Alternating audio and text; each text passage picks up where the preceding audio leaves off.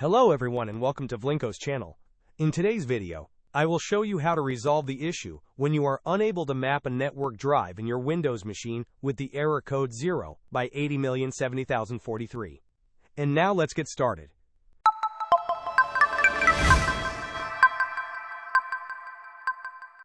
To fix this problem, you will need to enable SMB 1.0 support. Begin by performing a right-click on the Start button, then select Run.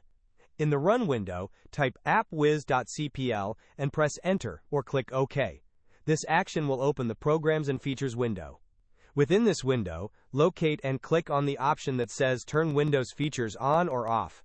A new window will appear displaying a list of Windows features. Scroll down this list and find SMB File Sharing Support. Expand this option by clicking the plus sign next to it. Ensure that both the SMB CIFS client and SMB CIFS server boxes are checked.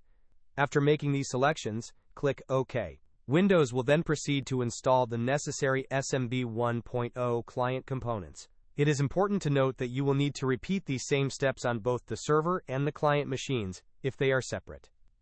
Once the features are enabled, you will be prompted to restart your computer.